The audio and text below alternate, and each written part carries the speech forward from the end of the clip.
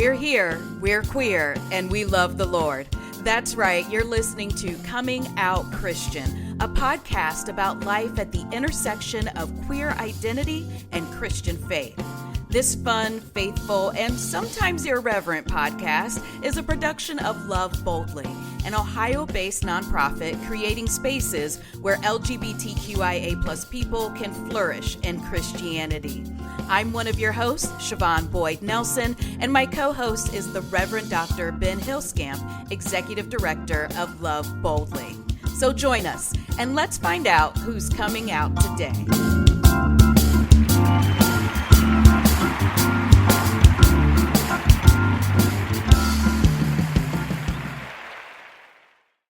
Well, hello there, Ben. It's so good to see you again. How you doing today? I'm doing well, Siobhan, and you?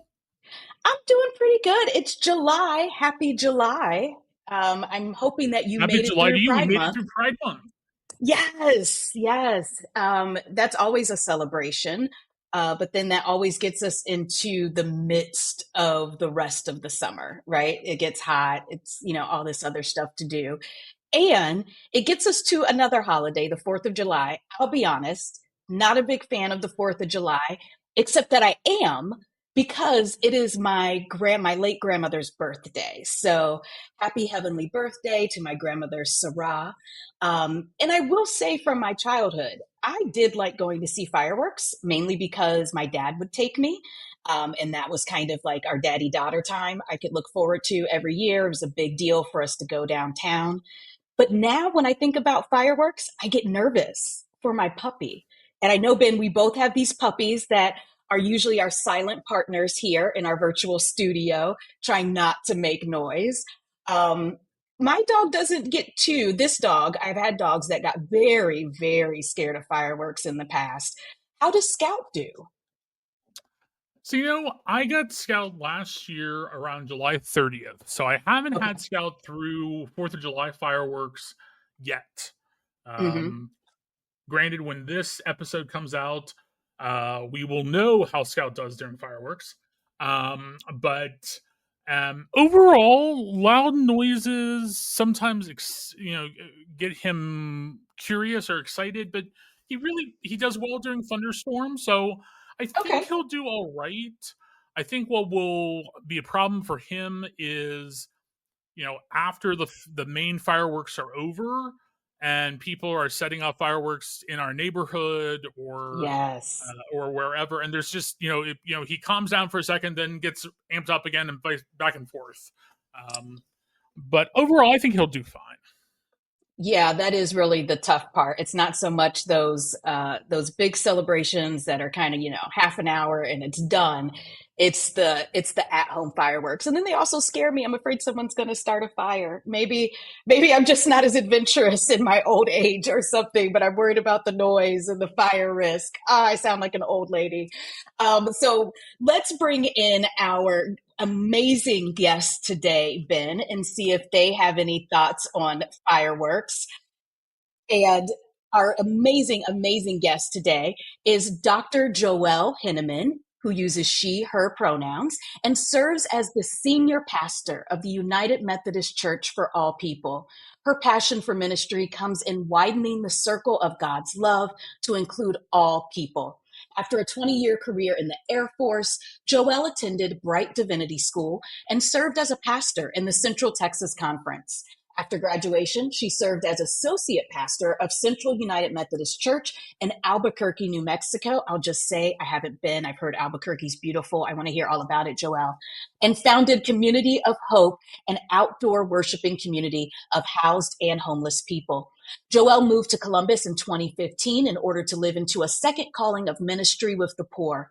She recently completed her doctorate of ministry degree with the Pacific School of Religion and can be found all over the interwebs at Trans Preacher. I want to make sure I get that right. Welcome, Joelle. It is such a joy to have you with us today. Thank you so much for having me. It's really an honor to be here, and just grateful for all the work that you do all the time. Thank you. Thank you. And Joelle, Ben and I both know you because we have seen you out in the community. We've seen you doing the work. So a lot of this is a great one of those conversations we get to have with another amazing community advocate. But first, I want to bring you into our conversation about fireworks because, I used to love them as a child. Now they make me very nervous and whatnot. And I think about all the other, not just the bright colors, right? There's more to it than just the bright colors. Any thoughts on fireworks? How do they make you feel these days? The rocket's red glare, huh? Yeah, Yeah, yeah, probably very similar to you. I was amazed by fireworks as a kid, and now I find any sound like that very disconcerting. Um, I served in the Air Force for 20 years. When I graduated from high school, my family really didn't have the money to send me to college. I didn't really have the discipline and wasn't ready for it. So I thought I would join the Air Force, get money for the GI Bill, and do the American dream, such as it yeah. is. Um, I ended up serving 20 years in the Air Force, much of that as a historian, and documented what happens in war. And Mm, a lot of what I documented, frankly, I found to be immoral, illegal, uh, really horrible. hmm. I was never in combat directly myself. I was in the Air Force, so I would watch planes take off with bombs on them and watch planes return with no bombs on them.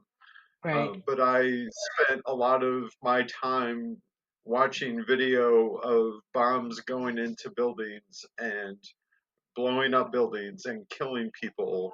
And I retired from the Air Force as a very disgruntled pacifist. In Got fact, it. in my first semester of seminary, I wrote a paper about confessions of a military pacifist. And Mm, so fireworks remind me of that. They remind me of our violent history as a country and our violent presence as a country. We continue to do whatever we want because we are the empire of the world. So if we want to drop bombs on Yemen with an unmanned aerial vehicle, who's going to stop us? Um, so I feel very pained even about my own participation in the military and how that might have made war more effective. And I, even when I was young, I've always been a very nonviolent person. When I was a kid, hmm. Popeye was too much for me to watch. So yeah, not so down with celebrating violence. Yeah, absolutely. So hopefully we are past that moment in our year when we lean into that and can now move on. But maybe a good reminder in some ways of the violence because we cannot lose sight of that in the midst of all this.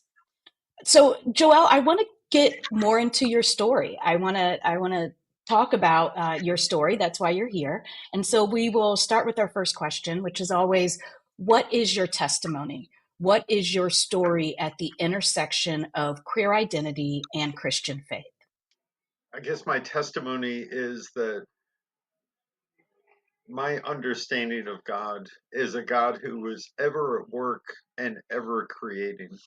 I am the senior pastor of the United Methodist Church for All People, and every Sunday, is part of our call to worship, we say God loves all of us just the way we are, and God is not finished with us yet.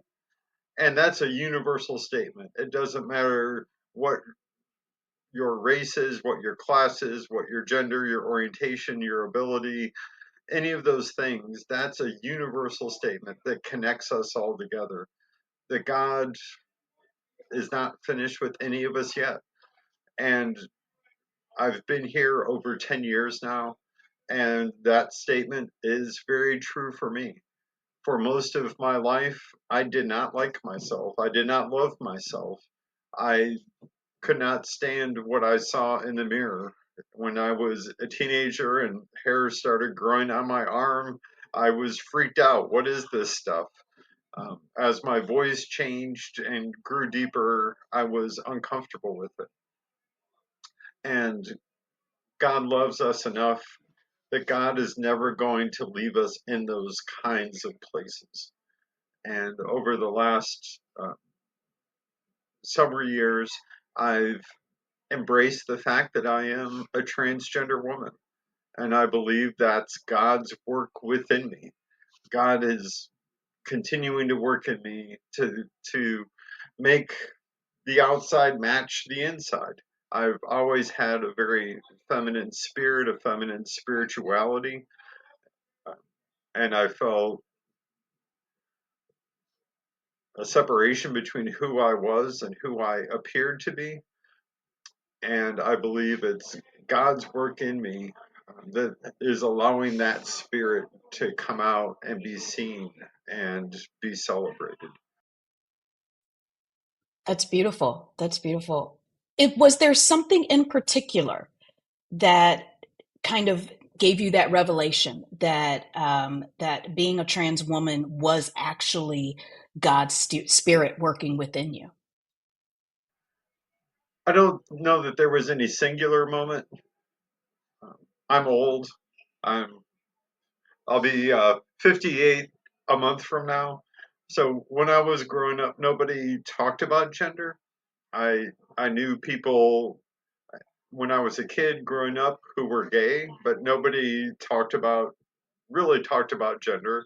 There may have been talk of a person who cross dressed, but that was not the same as a really deep identity, or at least that wasn't shared in the same kind of way.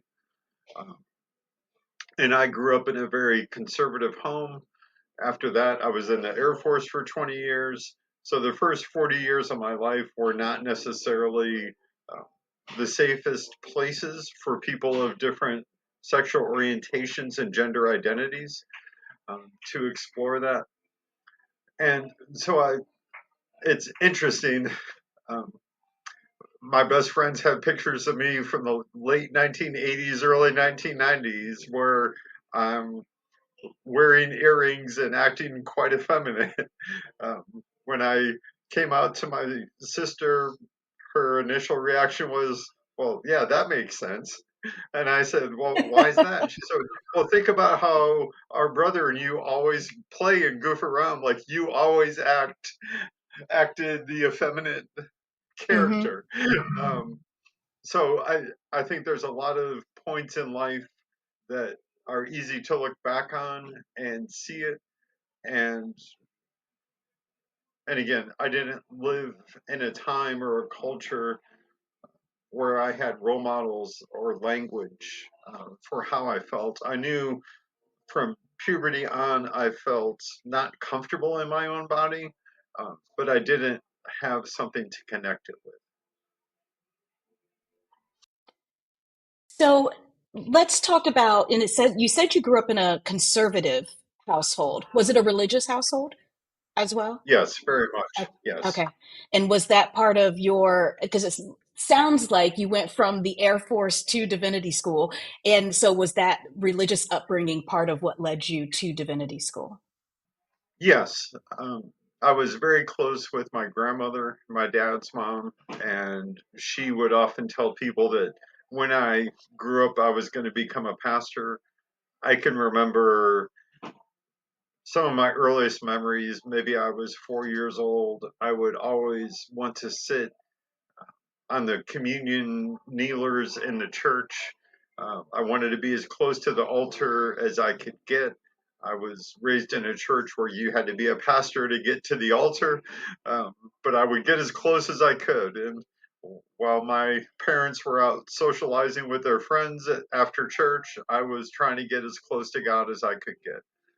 Um, by the time I left my parents' house and grew up in a church that really believed the vast majority of people are going to hell, and if you commit a sin that's unconfessed, you're going to hell. If a baby dies before it's baptized, it's going to hell. If you desire to be with someone the same gender as you, you're going to hell. as soon as I left their house, I thought, if this is who God is and this is who the church is, I don't want any part of this. But the love that I've always had for God in my heart didn't go away. And so for many years, I was kind of on a journey looking for a spiritual home. While I was in the Air Force, I lived in other countries and would read authors and faith leaders from those countries and those cultures, and ended up becoming United Methodist, which is, there are no perfect churches. Um, and for the last, oh, I don't know, more than 20 years, I've been part of efforts with the United Methodist Church to make our global church more inclusive. And last year, I got to be a part of carrying the baton across the finish line as we removed restrictions from LGBT plus clergy getting ordained. We removed restrictions against performing same-sex weddings, and I got to be a part of that work that many people were a part of and sacrificed for almost 60 years. That's beautiful. Thank you for that work. Because while I'm not a member of the United Methodist Church, I knew other people who were in the midst of that work, and I know how much it was very painful. I want to acknowledge Yes, that that was not easy work for anyone within the denomination. So thank you and for being in the it's midst of still that. work, and it's work that is not done. Okay, We yeah. made incredible um, advancements, and there's still a lot to do. Uh, and there were parts of what we did last year that I cried literal tears of joy for, and there were parts that I cried tears of pain for because we're not there yet. Yeah, it's that big both and, right? That we're constant, that Yeah. tension that we're Mhm. constantly living in. Yeah. Ben, what do you want to ask Joelle? Yeah. Um, Joel, I wonder if you can speak to us a little bit more about your experiences as a pastor, particularly as you've come out as transgender. I know you and I have discussed this a bit, um, and I witnessed some of it just in the time that I've known you.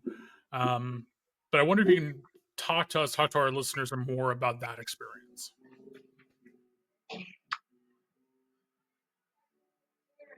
It's been a really amazing experience in many ways, positive and negative, that I could have never anticipated. Um, I was, when I was in the process of coming out, I was concerned about my career, my employment, my ability to provide for my family, and what would happen with all that.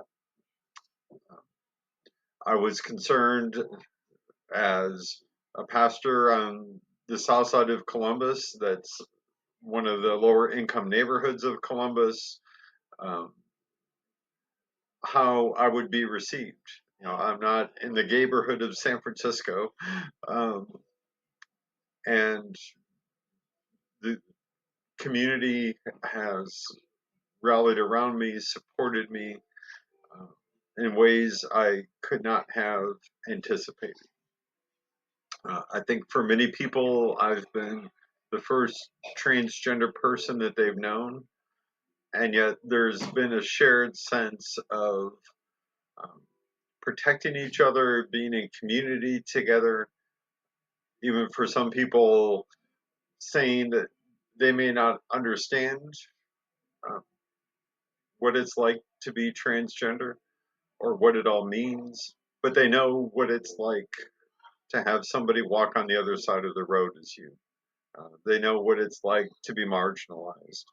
And so a lot of people have stood by me, stood in front of me. I've had um, rough looking people who live on the streets come in my office and say to me, "You got nothing to worry about out here. We got your back." Anybody tries to do anything to you, they got to come through me, kind of thing. Um, and I've been um, also surprised how many doors have been opened. And some of those might seem obvious. There aren't a whole lot of transgender pastors in the state of Ohio, in the country for that matter. So obviously, I've had opportunities, I get calls, and people come by multiple times a week who have heard about me, and people who are trying to reconcile their gender or their orientation with their faith. But I think also it's deepened my relationship with people as a whole. I've had many people say to me that I am more authentic, whether it's in my preaching or just in personal relationships. And so I think coming out has opened a lot of doors for ministry, um, and many of which I never expected. That's absolutely beautiful. I That's so love awesome. that Thank you so much. doors are opening Mhm. for you. Ben, sorry, were you saying something? No, it's fine. I think our audios played at the exact same time. Um, no, I was just saying that's a really beautiful statement. I appreciate it. One of the things, Joel, that some of the other guests we've had on the podcast so far have discussed, and I think Siobhan and I both know this experience to some degree and in different ways. There's a term that at least Siobhan and I both use or have used in our careers to describe ourselves as professional gays. Mhm. Um, and I definitely do that. I definitely am someone who doesn't mind almost being tokenized in some cases as a queer Christian pastor and activist and advocate and whatever. And I don't mind being called on to like voice the gay Christian, be that gay Christian voice, um, in as much as I can be that myself. I wonder, how do you feel about whether it's being tokenized, whether it's being called on often as both a transgender person who is out in the community, who's an activist, but is also a pastor. And as you said, there are very few openly trans Christian pastors out there. It's actually something here at Love Boldly that I and some of our other folks think about quite often is, okay, we need a trans Christian voice, but we always call on these two people. I Yeah. I think you can figure out who's the other one. Yeah. Um, but how do you respond to that? How do you handle that? How do you make sense of that for yourself? Yeah. I'm grateful for the opportunities. I'm grateful. I'm a transgender woman, and in America 2025, that's not the best position to be in. Uh, I expected when I was coming out there would be individuals who would not be so excited about who I am. I never imagined I'd be, or people like me would be the center of national politics and scapegoating and fear mongering. Um, and I also have a lot of privilege. I'm white. I just finished my doctorate degree, and a lot of transgender people I know live in poverty or are homeless even. And so I'm grateful that I can use my privilege and show up at the state house and testify against um, some of the bullshit legislation that goes on. Um, and that I can speak and have a voice and am heard in ways that not every transgender person has that opportunity. So I'm grateful for that. And at the same time, it can get tiresome to only speak about um, one issue or a narrow set of issues. I was grateful a few months ago. I believe it was the Columbus Dispatch, but it could have been a different local news source, was doing a story about immigration and called me and said, um, we know that there's a lot of people in your community who are impacted by this. What do you, as the pastor, think about immigration? And I was so relieved that somebody called and asked me something other than uh, an LGBT issue. And like I said, I'm grateful that I have the opportunity. I really am, and I mean that. And also, um, my who I am in terms of my gender is a very important aspect of who I am. It's a beautiful part of who I am, and it's not the only part of who I am. And so, um, yeah, I try to have a broad range of um, perspectives that I put out into the world. So I blog and podcast almost daily on Trans Preacher, and I'm on all the socials and Substack and all that. And I put out a post today about um, yesterday Reverend William Barber getting arrested for praying in uh, the rotunda of the United States Capitol. So like I don't only have things to say about LGBT issues. And so, yeah, I try and hold both together. And that makes sense because you're a pastor. You're supposed to have Right. opinions about how the world is treating the marginalized, right? That is, and how we're Yeah. Yeah. caring for Yeah. them. Yeah, that makes total sense. Absolutely. So I wanted to ask you about something we talked about in your bio, and that is the outdoor worshiping community that you established in New Mexico. Can you talk about what that was like? Why an outdoor worshiping community, and how that is different or similar to what we experience in a typical indoor worship setting? So that grew out of being in relationship with people who were experiencing homelessness.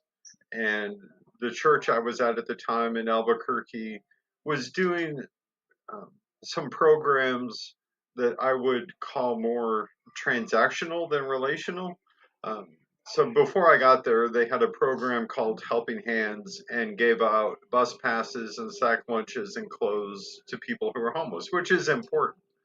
Um, but my heart for ministry is really around building relationships with people. And so I began to really develop deep relationships with people who experienced homelessness.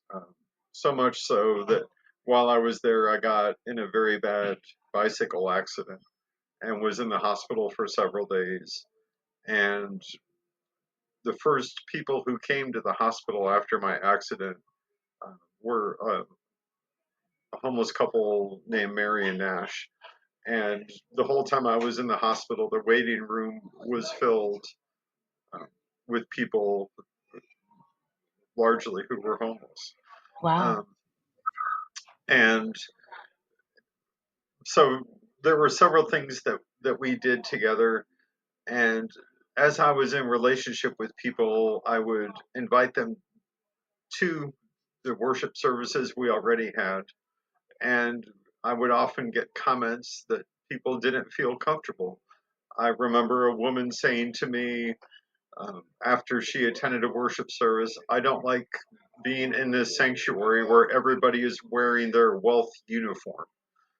Uh, Ooh, that's a yeah, statement right there. Their wealth yeah. uniform. Wow. Okay.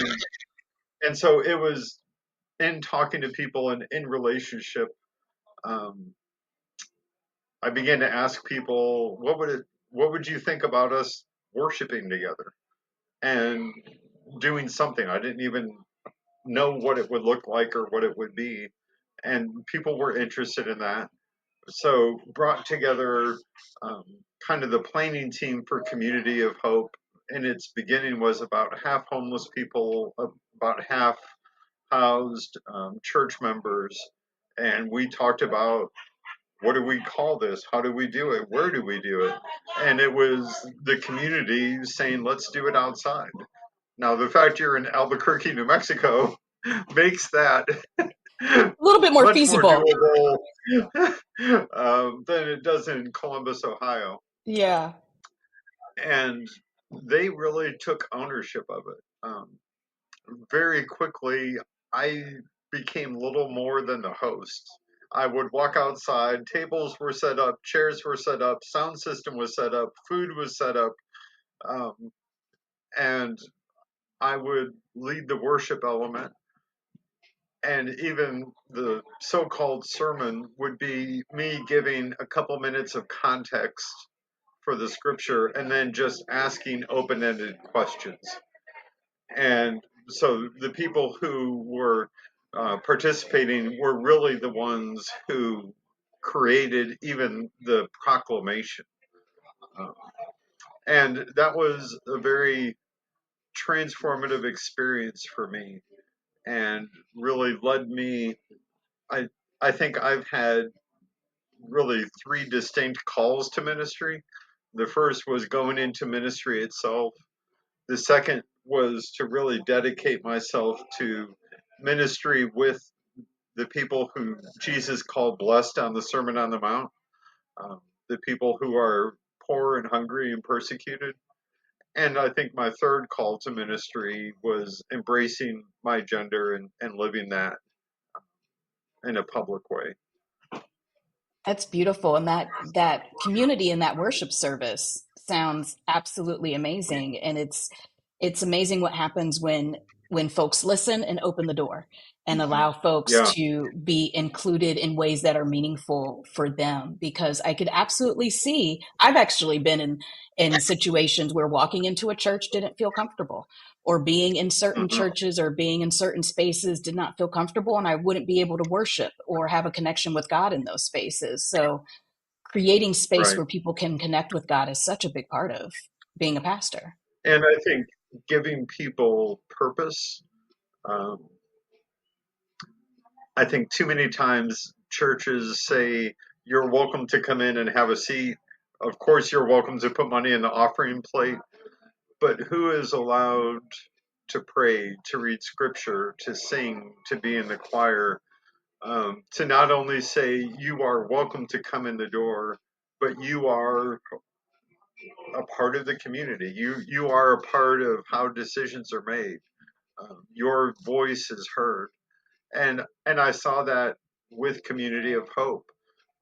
That if there was somebody whose only job that they had in life or only responsibility was I'm the person who sets up chairs on Sunday morning, that gave a level of dignity and a level of confidence to begin with. And if they trust me to do this thing, huh, I wonder what else I can do. And so it's a really beautiful thing. Yeah, I think that speaks to going from welcome to belonging. You're not just Yep, welcome very to, good. like, as you Yep, said, come in yep, and have a seat. You belong. And so your that's presence right. is part of this experience for all of us. Yeah, that's right. Um, we had a very important uh, member of our church here at the Church for All People who died a few years ago. But he would talk about refrigerator rights. Like, who has refrigerator rights? You know, there's some people that if I went to your house for the first time, I probably wouldn't feel like I have the permission to just open the refrigerator and take what I want. Yeah. But yeah, when you build a friendship with someone and you build a real, authentic relationship with someone, I don't need to ask if I can get something out of the fridge. I can just help myself. Yeah. And that kind of vision for a church. Um, how can we be a church where you're not only welcome to come have a seat and eat the meal that we're serving, but you can go in the fridge, you can get out what you need, you can help decide what we're having for dinner, and have that level of relationship and community. That's beautiful. I love that phrase, refrigerator rights. I'm definitely going to remember that in the future. That's a great way to put that. Wonderful. Ben, any final questions for Joelle? I want to pivot a little bit away from what we've been talking about, but I think it still connects.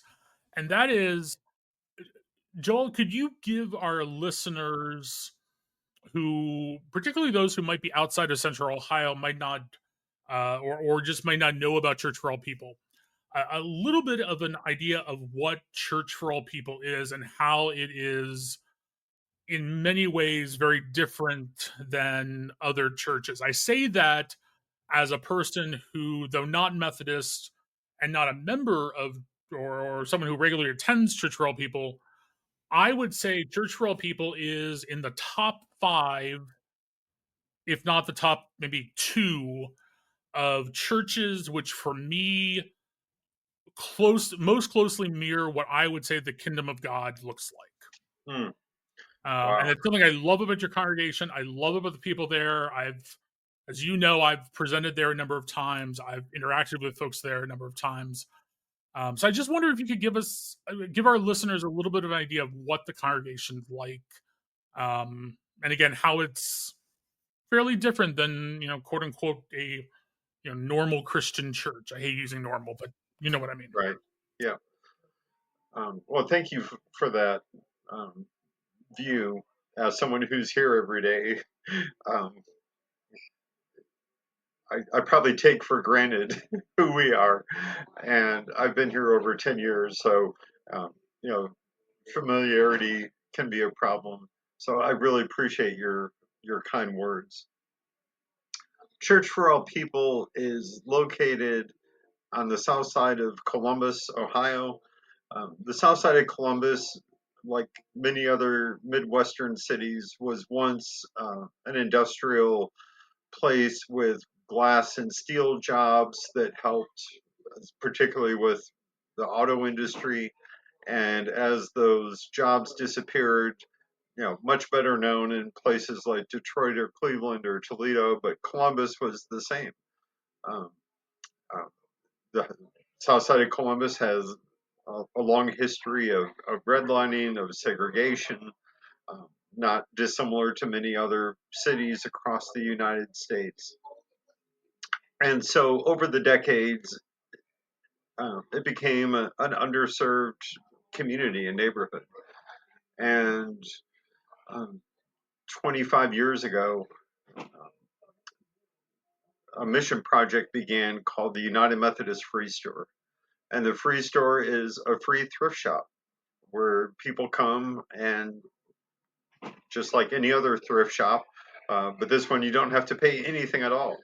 And right outside my door right now, if you hear background noise, that's people waiting to shop in the free store. And we see um, between 150 and 200 people 5 days a week at our free store. We also have a free fresh market where we give out fresh fruit and vegetables and other fresh foods, and we see about 400 people a day there. We have an after school program, a summer freedom school program, uh, infant mortality program. We've done $150 million of developing affordable housing on the south side of Columbus. So we are in relationship with hundreds of people every day. And all of those people call me pastor. They might be atheists, they might worship at a different uh, place on the weekend, they may not worship at all, but I am their pastor. And they show up here in my office with all the things people come to pastors about. And particularly in a community where um, the majority of people live in poverty, um, lots of issues of managing mental health, addiction, um, violence in our neighborhood, and kind of like what I talked about with Community of Hope in Albuquerque, it is an incredibly beautiful community. We all do life together. The magic that makes all of our programs work is the volunteers. And it's volunteers from the community that come and help serve in these programs. So in many churches, there's one group of people, normally white middle class NPR progressives behind the counter serving those people. And here you can't tell demographically the difference between who's working and who's shopping because there is no difference. It's all of us doing life together. And and yes, we give out lots of food, lots of clothes, um, lots of direct service, but the ultimate thing that we do in those is create relationships. And it was the relationships that were created through the free store that resulted in the beginning of the church over 20 years ago. And so if you show up on a Sunday morning, it's about half white people, half black people. It's about 2/3 to 3/4 people in poverty, about a third or a quarter people who are middle class. I think I was the first out LGBT person here, maybe the second, probably the second. Yeah, definitely the second. But now we have um, several transgender people on our staff, several LGBT people of all the different letters on our staff, as well as in our community. Um, so it's a very special place. That's beautiful, Joelle. I love how you say that you are doing life together, which is such a great way of explaining what true relationship looks like. And Hmm. what a wide open door, right? I mean, that Hmm. door just Yeah, sounds wide open. And I know that as yeah. LGBTQ people, we're often told that a door is open or wide open, and Hmm. it's not open very far. It might be open a crack. You might be able to get a foot in there. Yeah, And it sounds like yeah. You can get a foot in, so you can come in, so we can pray the gay away. exactly, exactly. And this sounds like Yeah, a space that is welcoming the whole person, and loving yeah. on them. And I think that's the best part is loving on people. That's right. And for a very long time, when people would ask me to describe my vision of my ministry, I would always say that what I'm hoping to do is to stretch the circle of God's love and grace to include everybody, but in particular, people who've been excluded by the church, whether that's because of race, because of class, gender orientation, ability. Um, and over in my process of coming out, I really realized that I wasn't just doing that for other people, I was doing that in hopes of making a space for myself. That if Amen. I Yeah, draw that circle large enough to include every person God created, then maybe I'd find myself in there too. absolutely. Absolutely. I feel that very deeply, Joelle. Yeah. Well, this has been an amazing conversation, Joelle. Thank you so much for sharing so much of your ministry, your calling, and the work that the Church for All People is doing in this community. It is absolutely beautiful to hear. We are going to transition now into our first segment, which is the query of the day, which I think, Joelle, you like our pun, the query of the day. And I want to be the query of the day. you could be the query of every day, Joelle. Yay! Absolutely. Yay. But today I want to take it back because we started the conversation with summer and some of the things that remind us that it's summer. This episode will be coming out July 6th, and we will be deep into ice cream truck season as well. And so the ice cream truck, you hear the bell, you hear the song, it's coming down the street.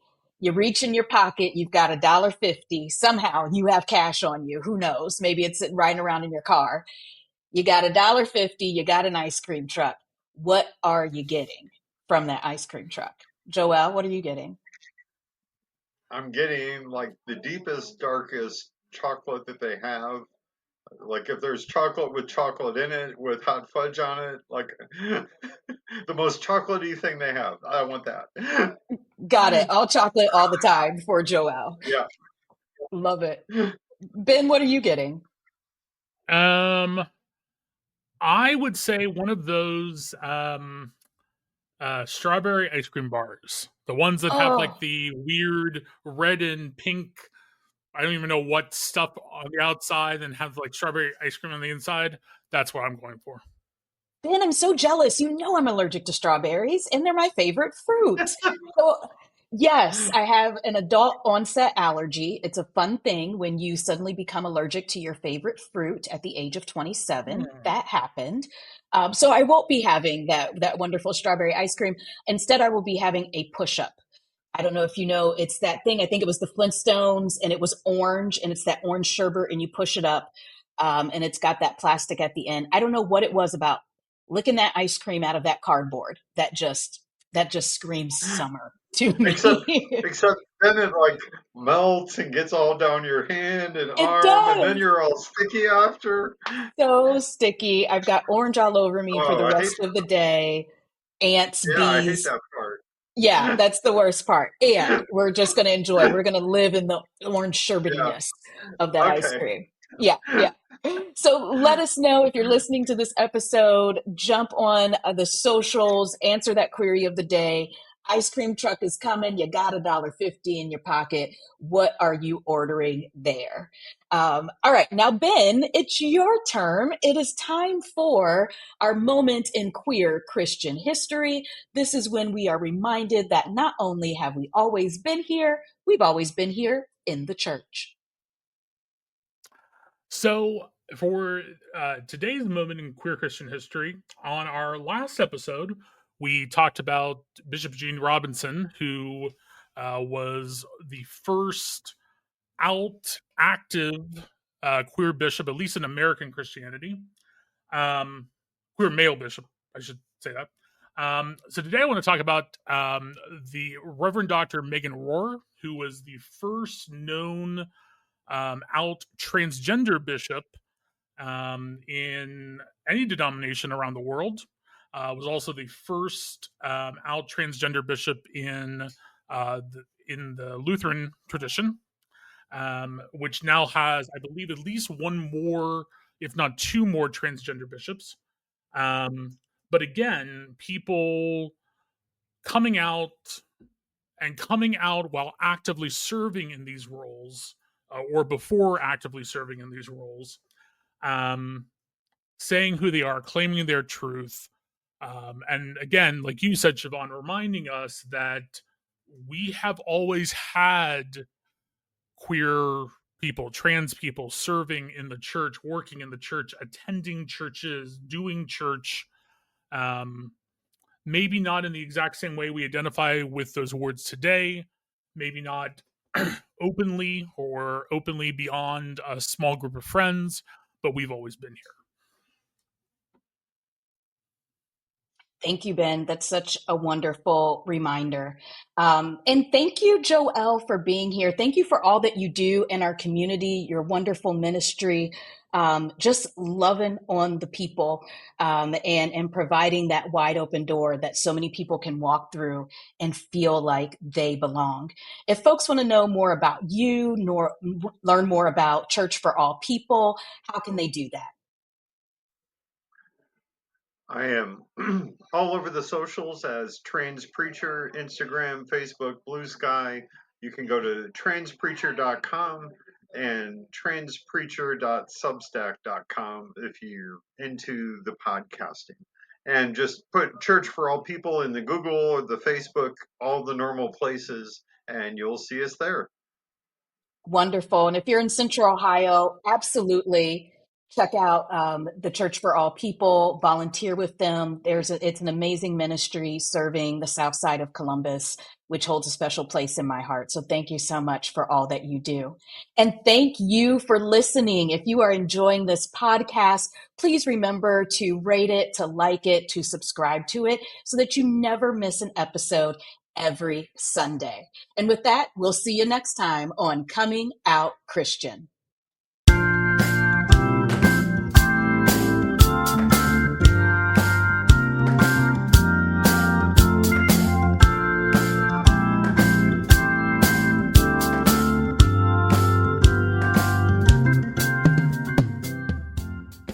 Thank you for listening to Coming Out Christian with Siobhan Boyd Nelson and me, Ben Hillscamp. Do you want to see content like this continue to be produced? Then please support Love Boldly with a donation and consider becoming a monthly donor. You can donate online at www.loveboldly.net/donate. Join us next time as we continue to engage with people who proudly say that we're here, we're queer, and we love the Lord, and we're not going anywhere.